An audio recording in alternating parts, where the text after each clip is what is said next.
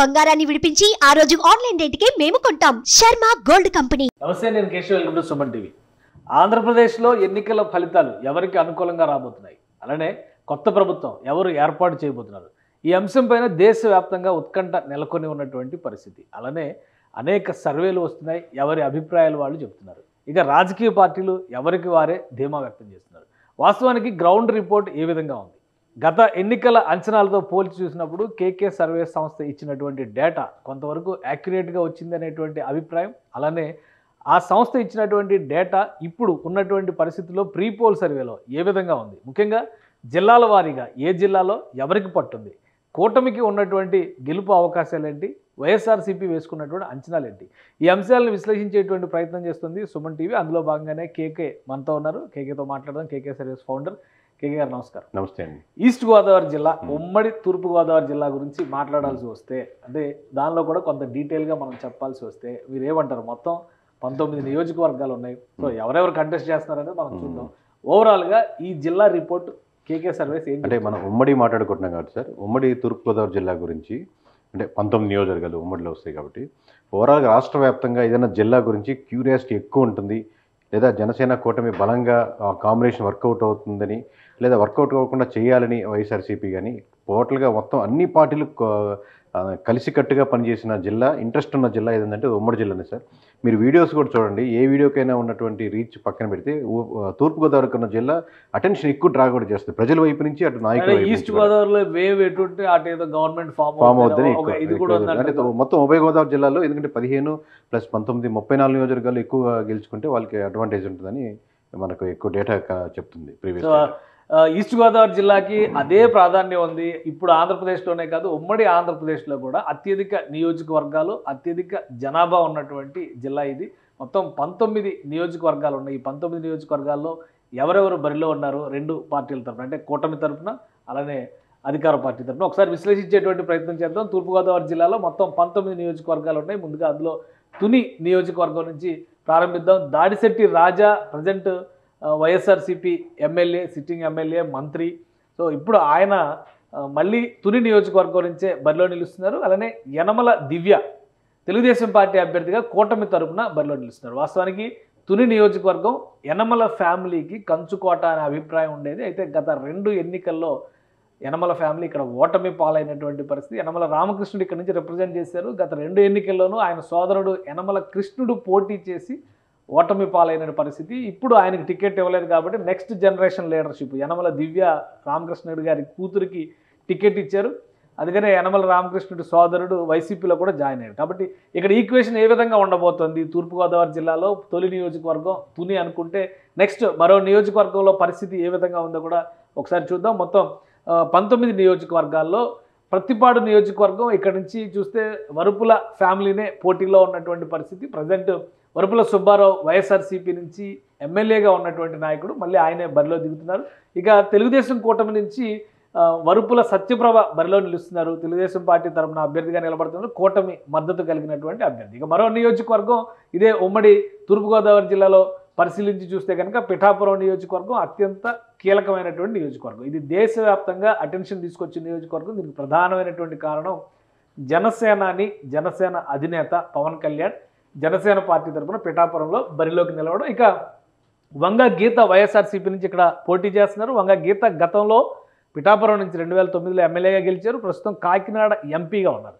So సామాజిక వర్గ పరంగా కూడా ఇద్దరికి ఒక బలమైనటువంటి పోటీ వాతావరణం ఉంటుందనేటువంటి అంచనా వేస్తున్నారు. ఈ నేపథ్యంలోనే పిఠాపురం నియోజకవర్గం దేశవ్యాప్తంగా ఆకర్షణీయమైనటువంటి నియోజకవర్గంగా మారింది. ఎక్కువ బెట్టింగ్లు కూడా ఈ నియోజకవర్గం మీద నడుస్తున్నాయి. ఇక మరొక నియోజకవర్గం ఉమ్మడి తూర్పుగోదావరి జిల్లా పరిధిలో ఉన్నటువంటి నియోజకవర్గాలను ఒకసారి పరిశీలిద్దాం.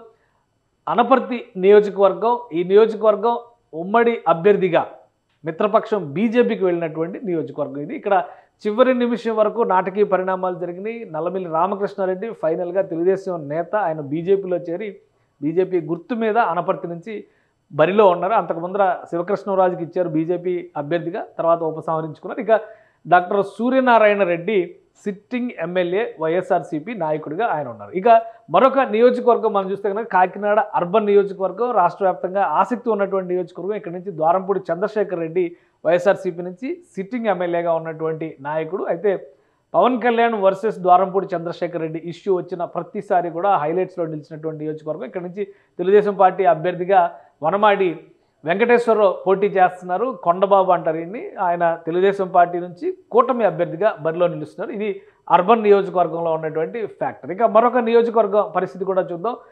ఇదే ఈస్ట్ గోదావరి జిల్లాలో ఉన్నటువంటి రామచంద్రాపురం నియోజకవర్గం. ఇక్కడ నుంచి పిల్లి సూర్యప్రకాష్ వైఎస్ఆర్సీపీ అభ్యర్థిగా పోటీ చేస్తున్నారు. వాసంశెట్టి సుభాష్ ఇద్దరు కూడా యంగ్ లీడర్స్.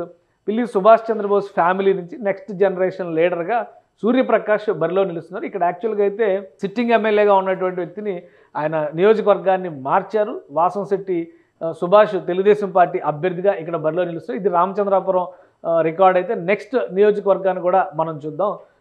ఓవరాల్గా ముమ్మిడివరం నియోజకవర్గం నుంచి పొన్నాడ సతీష్ వైఎస్ఆర్సీపీ నాయకుడు సిట్టింగ్ ఎమ్మెల్యే ఆయన బరిలో నిలుస్తున్నారు. ఇక దాట్ల సుబ్బరాజు టీడీపీ అభ్యర్థిగా కూటమి తరపున ఇక్కడ పోటీలో నిలుస్తున్నారు. ఇక మరొక నియోజకవర్గాన్ని చూద్దాం మనం. తూర్పుగోదావరి జిల్లా పరిధిలో ఉన్నటువంటి మరో నియోజకవర్గం అమలాపురం ఎస్సీ రిజర్వ్డ్ నియోజకవర్గం. ఇక్కడ పినిపే విశ్వరూప్ ఎమ్మెల్యేగా అమలాపురం నుంచి రిప్రజెంట్ చేస్తున్నారు వైఎస్ఆర్సీపీకి.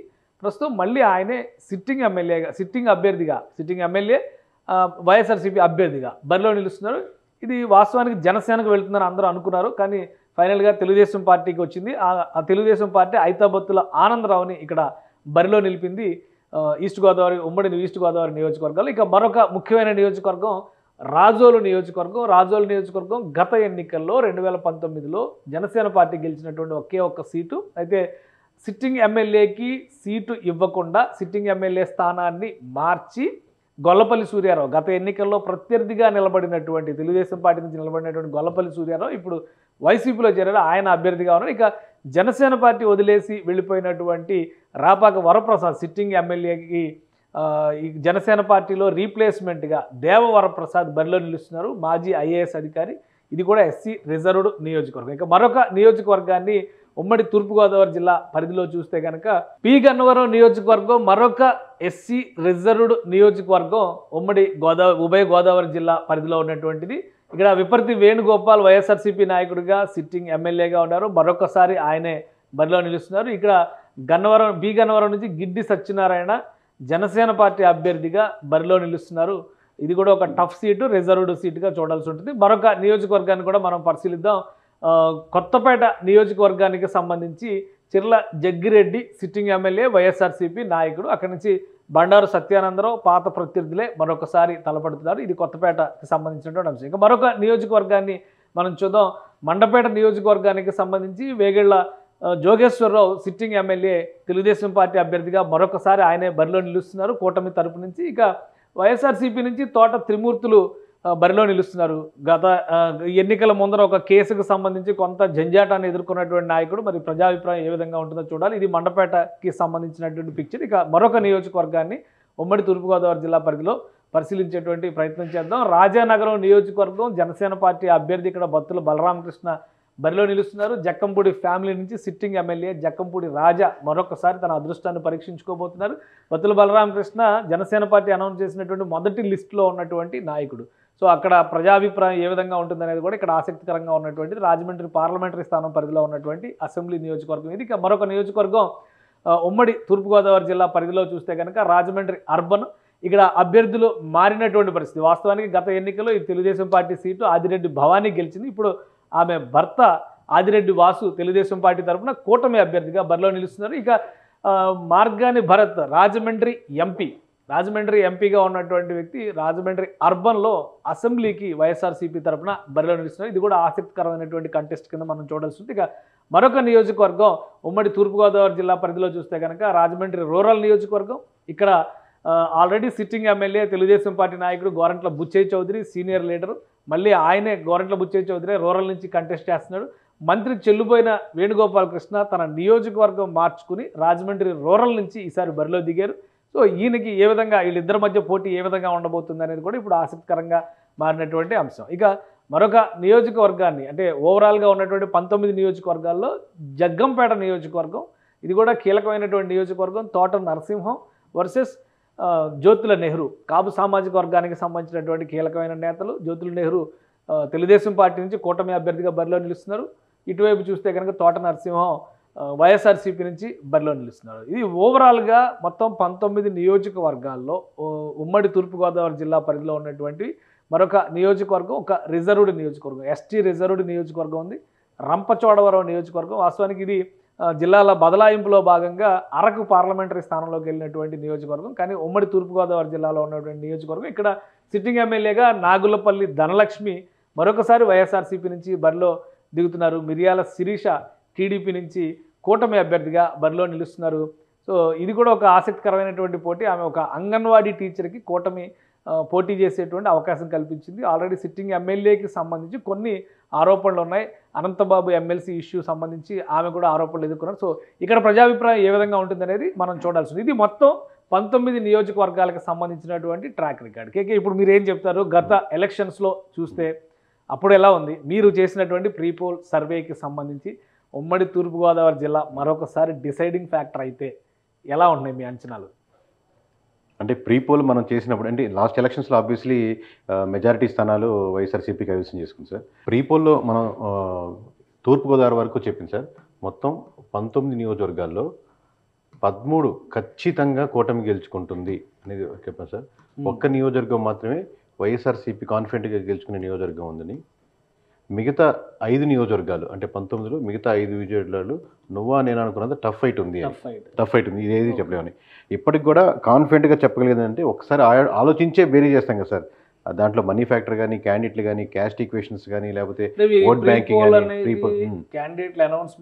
తర్వాత వరకు అంటే దాని ముందు 2 నెలల నుంచి అంటే ఎలక్షన్స్ ముందు వరకు ప్రీపోల్ వరకు జరిగిన నెంబరే ప్రీపోల్ ముందు చెప్పాం. అప్పటి వరకు చివరి కాదు, అప్పటి నుంచి 2 months చేసుకుంటూ కరెక్ట్గా ఎలక్షన్స్ ముందు వరకు చెప్పిన నెంబరు. సో అవన్నీ బేరీ చేసుకుంటామని చెప్తున్నాం కాబట్టి ఇప్పటికీ స్టిల్ మేము we are standing on the same line, same point ఏదైతే చెప్పామో ఖచ్చితంగా 13 నియోజకవర్గాలకి ఒక్క నియోజకవర్గం కూడా కూటమి తగ్గదండి.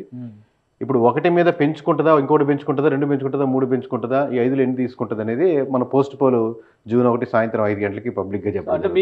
అంటే మీరు చెప్పిన దాంతో ఒక చిన్న పాయింట్ ఏంటంటే 2019 ఫ్యాక్టర్ని కనుక ఒకసారి మనం గమనించి చూస్తే 2019లో వైసీపీ గెలిచినటువంటి సీట్లు మొత్తం అసలు ముందు టీడీపీ గెలిచిన సీట్లు లెక్కేస్తే మనకు వైసీపీ క్లారిటీ చాలా క్లియర్ పిక్చర్ వచ్చేస్తుంది అనమాట. అంటే మొత్తం మీద 6 సీట్లు మాత్రమే గెలిచింది టీడీపీ. అంటే టీడీపీ 6 సీట్లు అంటే 19 సీట్లో మొత్తం 13 సీట్లు. మీరు వేసినటువంటి లెక్క కంప్లీట్ రివర్స్ ఉంది. ఇప్పుడు కంప్లీట్ ఇక్కడ రివర్స్ ఉంది సార్. ఇక్కడ మటుకు ఈ 6 సీట్లు ఇక్కడ కాదు సార్.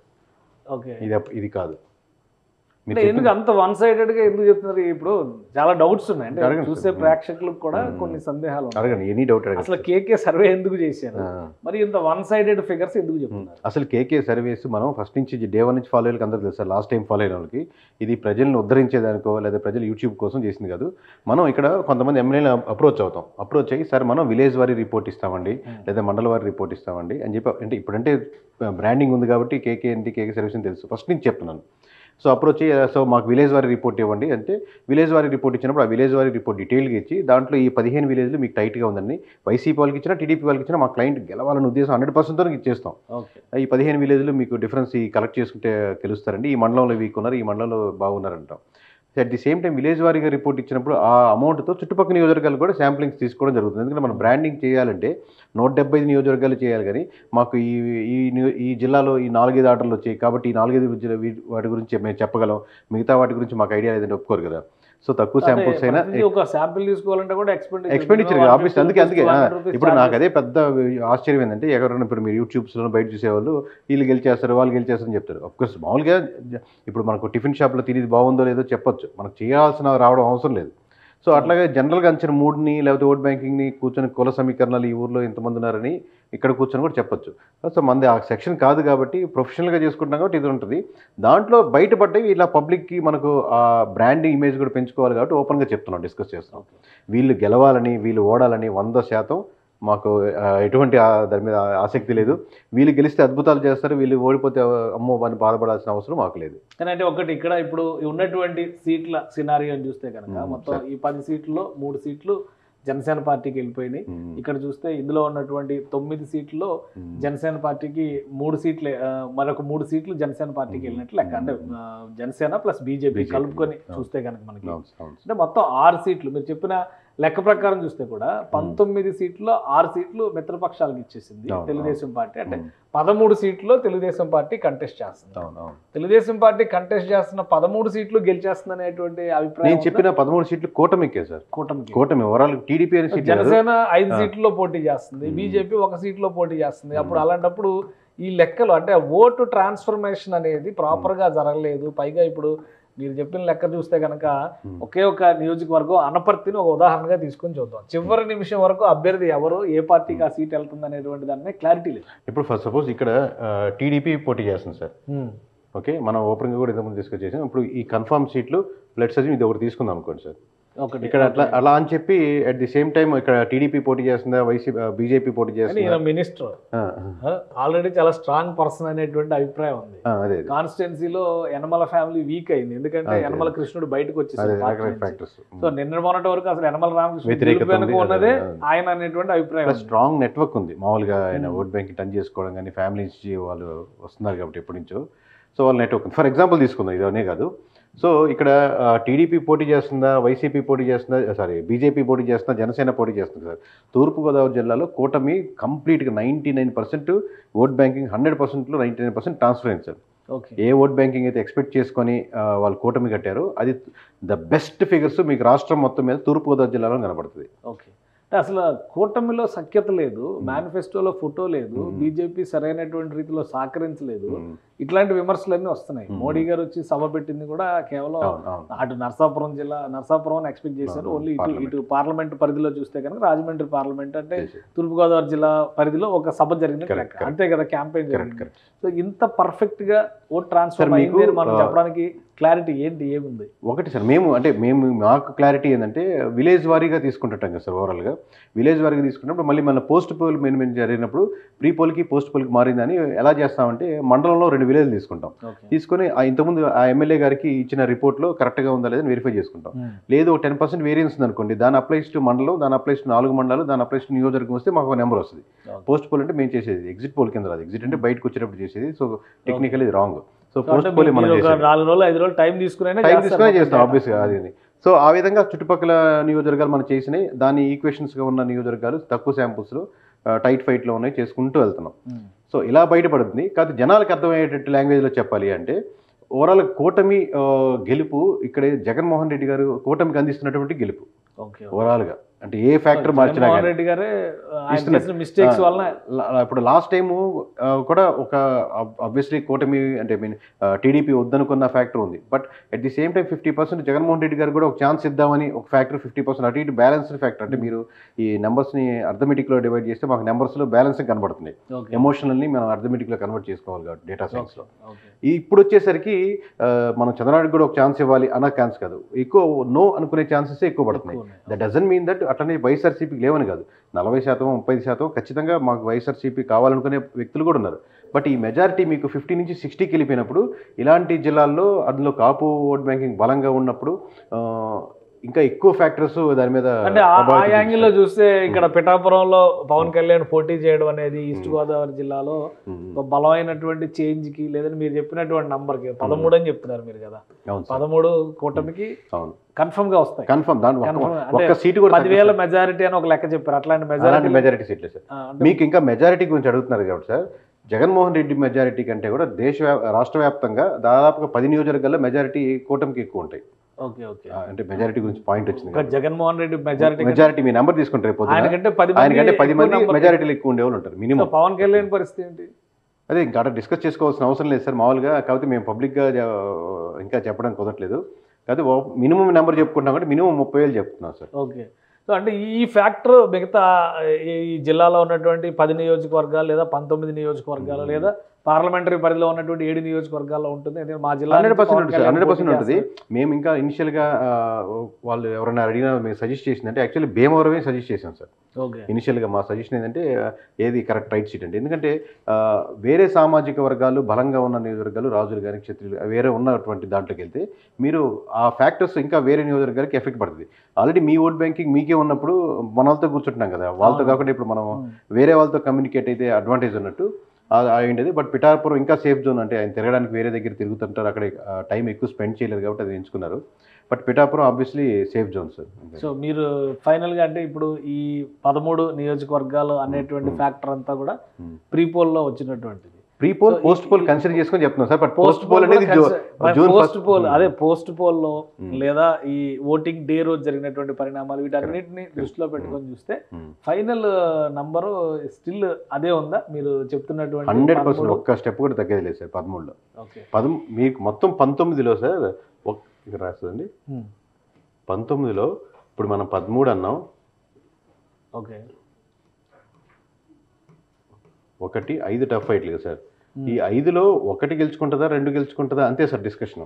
ఓకే మహా అంటే ఇంకోటి పోనీ అది కూడా అసలు ఇప్పుడు వేవ్ ఉందా రాష్ట్రంలో? ఒక వేవ్ క్లారిటీ వేవ్ లేదు సార్. కానీ మీకు ఎవరికైనా అర్థం కావాల్సింది ఏంటంటే ఇన్ని సీట్లు చెప్తున్నారు, వేవ్ లేకుండా ఎలా ఉంటుంది? వేవ్ అంటే ఇప్పుడు యాంటీ కూడా ఒక వేవ్ సార్. ఒక వద్దనుకునేది కూడా ఒక వేవ్. ఒక పోయినసారి వచ్చిన దాంట్లో ఒక 10% వద్దనుకున్న సెక్షన్ పెరిగింది అనుకోండి, అది పలు కారణాలు వల్ల రోడ్లు కావచ్చు, లిక్కర్ కావచ్చు, ఎంప్లాయీస్ కావచ్చు, కాపు గ్యాదరింగ్ కావచ్చు, అమరావతి ఇష్యూస్ కావచ్చు, లోకల్గా ఉన్నటువంటి ఆక్వా రైతుల మీద కరెంట్ రేట్లు ఛార్జెస్ పెరగడం కావచ్చు, సోషల్ మీడియాలో అవతల పార్టీల వాళ్ళు సక్సెస్ఫుల్గా చేసిన విధానాలు కావచ్చు, ఈ రకరకాల ఫ్యాక్టర్స్ మీద 1% యాడ్ అయినప్పుడు మీకు 10% అన్నప్పుడు మీకు huge difference of vote banking కనబడుతుంది. దట్ డజంట్ మీన్ దట్ పూర్తిగా వైఎస్ఆర్సీపీ తుడుచుకోపోయింది కదా. లాస్ట్ టైం 23 సీట్లే వచ్చాయి టీడీపీకి. That doesn't mean that TDP తుడుచుకోపోయిందని కాదు కదా. పర్సంటేజ్ పెరిగినప్పుడు మీకు ఓట్ల శాతం చాలా. ఇక్కడ వచ్చే డౌట్ ఏంటంటే ఎక్కడ వేవ్ లేదంటున్నారు, కూటమిలో సఖ్యత లేదంటున్నారు, మొత్తం అన్ని కలిపి మళ్ళీ లెక్క చెప్పేటప్పటికి వచ్చేసరికి మీరు చెప్తున్న ఫిగర్స్ చాలా హెవీగా కనిపిస్తుంది. 100% సార్. అది స్వీపింగ్ మోడ్ లో కనిపిస్తుంది. ఇప్పుడు ఈస్ట్ గోదావరిలో వెస్ట్ గోదావరిలో కలిపి స్వీప్ చేస్తే government form East Godavari almost sweep లెక్క చెప్తున్నారు. ఈస్ట్ గోదావరి వెస్ట్ గోదావరి రెండు కలిపిన సింగిల్ డిజిట్ దాటదు సార్ వైఎస్ఆర్సీపీ. రెండు కలిపి చూసినా అంటే కలిపి చూసినప్పుడు 34 నియోజకవర్గాలు వస్తున్నాయి. 34 నియోజకవర్గాలు అంటే అటు అంటే ఈస్ట్ లో 19 అటు 15 9 దాటదు. 9 సీట్లు దాటదు వైసీపీ. సింగిల్ డిజిట్ చెప్తాను అంటే సింగిల్ డిజిట్ 10 డబుల్ డిజిట్ కాబట్టి సింగిల్ డిజిట్ దాటదు అంటున్నాను. That doesn't mean I'm not saying 9 అని.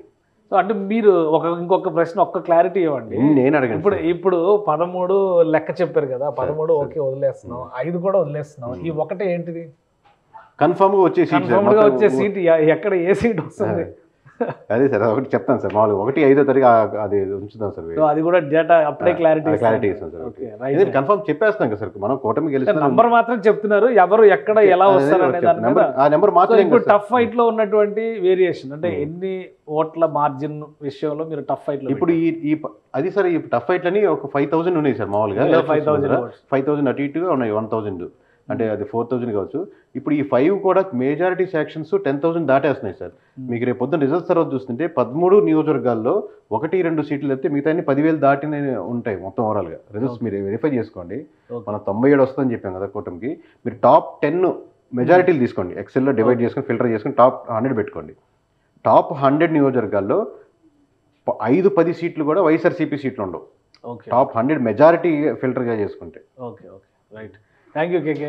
ఇది ఈస్ట్ గోదావరి పైన వస్తున్నటువంటి రిపోర్టు. అంటే ప్రీ పోల్ సర్వేని పోస్ట్ పోల్లో కొంత డేటాని కన్సాలిడేట్ చేసిన తర్వాత కేకే సర్వేస్ చెప్తున్నటువంటి మాట ఏంటంటే 13 చోట్ల పక్కగా కూటమి గెలుస్తుంది. మొత్తం 19 సీట్లు అంటే ఆల్మోస్ట్ ఒక స్వీపింగ్ వేవ్ లాంటి వాతావరణం కనిపిస్తుంది అని చెప్పని అంటున్నారు. ఇది కంప్లీట్గా వాళ్ళు గ్రౌండ్ నుంచి సేకరించినటువంటి సమాచారం ఆధారంగా ఇస్తున్నటువంటి డేటా.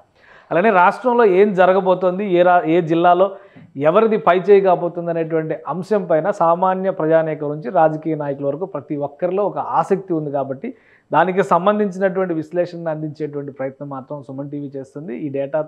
ఈ డేటా సేకరణ కానీ దాని అనాలిసిస్ కానీ మొత్తం దాని రెస్పాన్సిబిలిటీ అంతా కూడా కేకే సర్వీసే తీసుకుంటుంది. సో ఈస్ట్ గోదావరిలో వచ్చినటువంటి ఫిగర్స్ ఈ విధంగా ఉంటే గవర్నమెంట్ ఫామ్ చేయడానికి వీలైనంత ఎక్కువగా స్కోప్ ఎన్డీఏ కూటమికే ఉండే అవకాశం, అంటే టీడీపీ జనసేన బీజేపీ కూటమికే ఉండేటువంటి అవకాశం ఉందని కేకే సర్వీస్ చెప్తుంది. ఇవన్నీ కూడా కేవలం ప్రస్తుతం ఉన్నటువంటి పరిస్థితుల రీత్యా చెప్పినటువంటి గణాంకాలు మాత్రమే. ఎగ్జిట్ పోల్స్కి సంబంధించినటువంటి రిపోర్ట్ జూన్ 1వ తేదీన వస్తుంది. Accurate report, actual report June 4వ తేదీన చూడబోతున్నాం. సో వాటికి అనుగుణంగా ఈ అంచనాలు ఉంటాయా లేదో అప్పుడు కూడా విశ్లేషించేటువంటి ప్రయత్నం చేద్దాం. ఇది స్పెషల్ డిస్కషన్. Keep watching.